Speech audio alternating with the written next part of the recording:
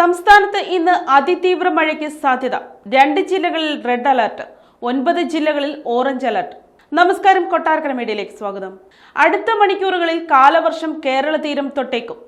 സംസ്ഥാനത്ത് ഇന്ന് അതിതീവ്ര മഴയ്ക്ക് സാധ്യതയുണ്ട്. കണ്ണൂർ, കാസർഗോഡ് എന്നീ ജില്ലകളിൽ റെഡ് അലർട്ട് പ്രഖ്യാപിച്ചു. 9 ജില്ലകളിൽ ഓറഞ്ച് അലർട്ട് ഉണ്ട്.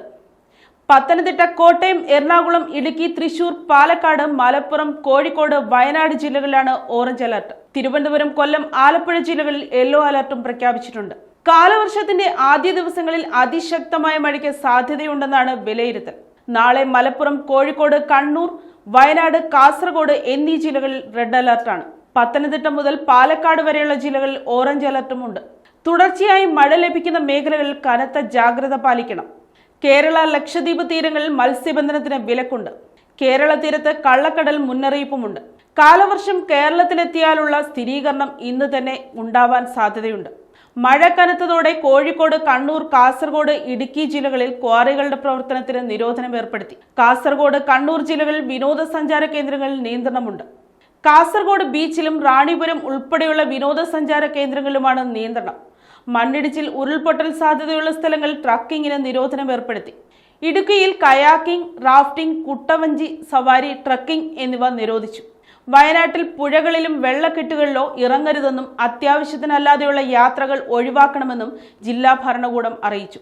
കണ്ണൂർ പെരിങ്ങോം ചൂരലിൽ മണ്ണിടിച്ചിലിൽ ഇതര സംസ്ഥാന തൊഴിലാളി മരിച്ചിരുന്നു. അസം സ്വദേശി ഗോപാൽ വർമ്മനാണ് മരിച്ചത്. കനത്ത മഴയിൽ ചെങ്കൽപ്പണയിലാണ് മണ്ണിടിച്ചിലുണ്ടായത്. ടിപ്പർ ഡ്രൈവർ ജിതിന് പരിക്കേറ്റു. വെള്ളിയാഴ്ച വൈകുന്നേരം 5:30യോടെയായിരുന്നു അപകടം. മണ്ണിടിച്ചിൽ സമയത്ത് ക്വാറിയിൽ നിരവധി തൊഴിലാളികൾ ഉണ്ടായിരുന്നു.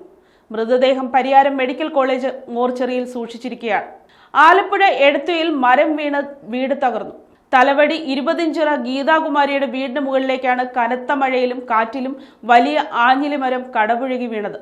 വീട്ടിലുണ്ടായിരുന്നവർ അത്ഭുതകരമായി രക്ഷപ്പെട്ടു.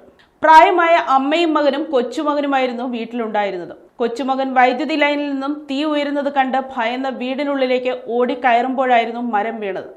തൃശൂരിലും കനത്ത മഴയിൽ വീടിന് മുകളിലേക്ക് മരം കടപുഴകി വീണ് മേൽക്കൂര തകർന്നു. വീടിനുള്ളിൽ ആളുകൾ ഉണ്ടായിരുന്നെങ്കിലും പരിക്കുകൾ ഏൽക്കാതെ രക്ഷപ്പെട്ടു. ശക്തമായ മഴയിൽ കൊട്ടാരക്കര ഗണപതി ക്ഷേത്രത്തിലെ പാർക്കിംഗ് ഗ്രൗണ്ടിലെ പന്തൽ പൊളിഞ്ഞു വീണു. 3 കാറുകൾക്ക് കേടുപാടുകൾ സംഭവിച്ചു. ക്ഷേത്രോത്സവത്തിന് സ്ഥാപിച്ച പന്തലാണ് തകർന്നു വീണത്.